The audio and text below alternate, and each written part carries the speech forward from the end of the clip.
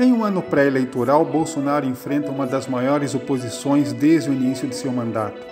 A CPI da Covid-19, que já anunciou que acionará contra o presidente o Supremo Tribunal Federal por prevaricação na compra da vacina Covaxin, depois o deputado federal Luiz Miranda do DEM confirmar que o líder do governo, Ricardo Barros, do PP, foi o político que o presidente afirmou que era coisa dele as denúncias que recebia de Miranda sobre pressão para recebimento de propina nas negociações da vacina.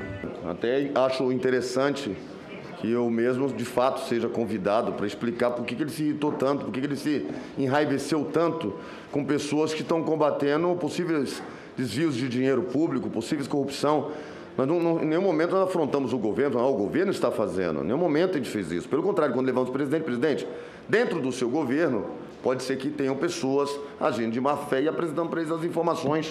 E o presidente tanto entendeu que era um fato, que cita um parlamentar em específico, e diz que vai acionar a Polícia Federal para poder cuidar do caso. Eu falei com ele no ano passado, ele foi lá e falou um montão de coisa. Eu recebo uma infinidade de pessoas que eu não conheço.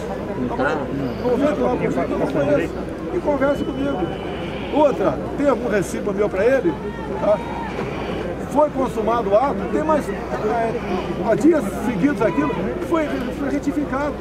Vocês acham que dá para... Eu estou com o prefeito do meu lado aqui. O prefeito, vamos supor que aqui alguém no teu município, né, pode ter gente errada, pode, queira superfaturar uma coisa em 1000%. Qualquer gente até cego vai ver, meu Deus do céu.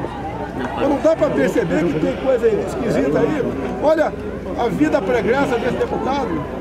Olha a vida pregressa dele. Se o STF acatar o relatório da CPI, abre-se caminho para o impeachment presidencial, que começa a caminhar em direção a Bolsonaro a cada semana, ao mesmo tempo aumentando nas ruas os conflitos entre bolsonaristas e partidos de oposição.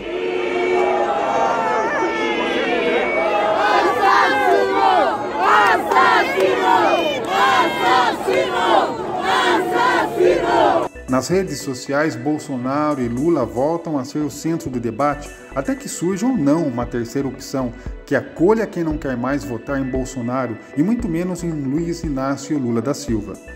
Na verdade, o que as redes sociais também refletem não é apenas o exercício da liberdade de opinião junto a um palco com um presidente que fala por muitos a verdade, doa quem doer, mas também um cenário previsto pelo cientista político Samuel Huntington, que escreveu ainda em 1993 em sua obra Choque de Civilizações que no mundo pós-Guerra Fria a próxima desestabilização mundial não seria uma terceira guerra, mas sim uma guerra por ideias culturais e religiosas.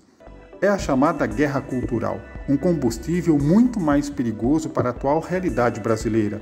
Podemos até mesmo repetir aqui a invasão do Capitólio dos Estados Unidos após a derrota de Donald Trump para Joe Biden, visto como um reconstrutor de uma nação americana que estava mergulhada nas trevas da ignorância representada por seu antecessor. E no cenário internacional, Bolsonaro culturalmente não se assemelha a Biden, mas sim é lembrado pela mesma visão de mundo de Donald Trump. Quando insinua que haverá fraude em 2022, Bolsonaro fala com seus apoiadores que colocam sob suspeita a moral do Supremo Tribunal Federal, que julgou o ex-ministro Sérgio Moro imparcial nos processos contra Lula e ainda garantiu a sua legibilidade para o ano que vem. É por isso que nós queremos o voto auditável. Tem alguns que, lamentavelmente, dois do Supremo Tribunal Federal, fazendo militância contra o voto auditável. Tiraram o Lula da cadeia, tornaram elegível, para quê? Para eleger o presidente na fraude.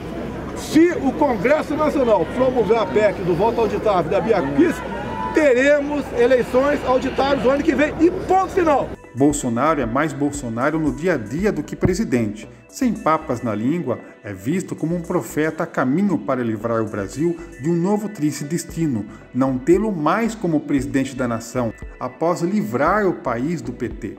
Isso porque no campo religioso, Bolsonaro representa para os seus apoiadores a luta do bem contra o mal, em um tom messiânico que acredita que chegamos a tempos apocalípticos. No mundo e principalmente dentro das igrejas, a pandemia da Covid já é vista como esse sinal. A ligação do atual momento político brasileiro com o choque de civilizações previsto pelo cientista político Samuel Huntington, onde o discurso religioso passa a dominar o cenário das relações mundiais, é o que motivou a nossa pergunta, ou seja, se o presidente viria uma eventual derrota nas urnas como uma vontade manifesta de Deus, já que ele vincula o seu governo à própria vontade divina. O senhor aceitará o resultado das urnas no ano que vem, presidente? Não, não. Oh, pergunta imbecil. A reação da deputada federal Carla Zambelli, do PSL, que qualificou a pergunta de imbecil, é um reflexo da sua própria ignorância de algo muito maior no qual o Brasil faz parte, que o país não tem dono, como ela acha.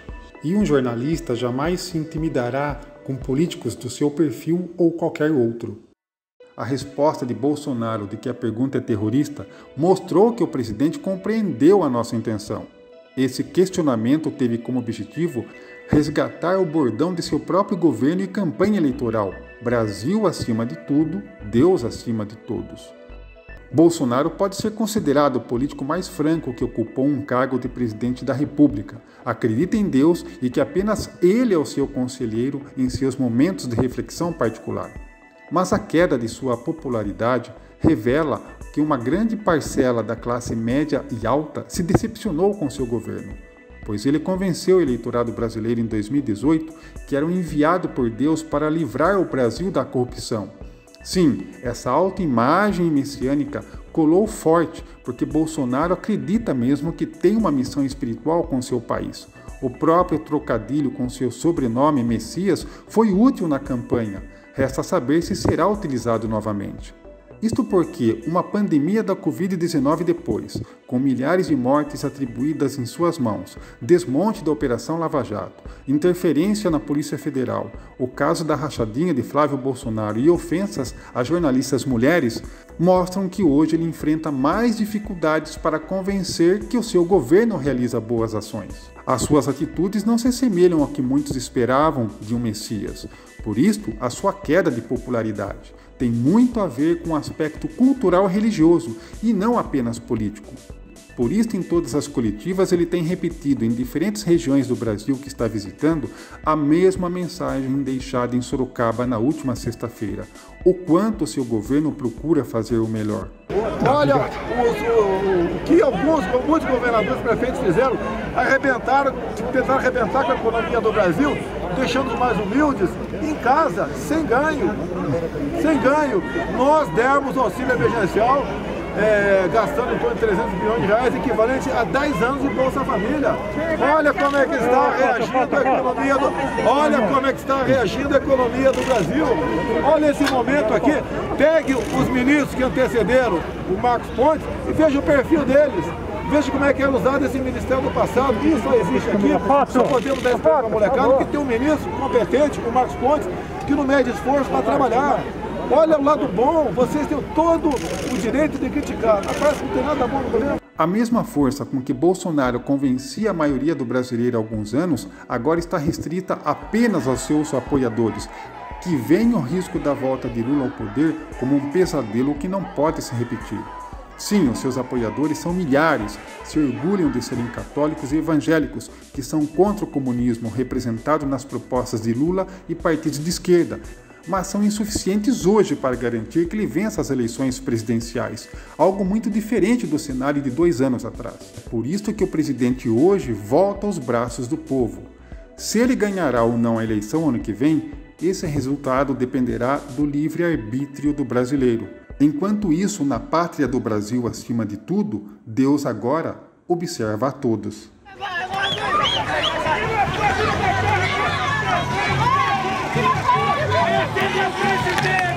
Você vê aí?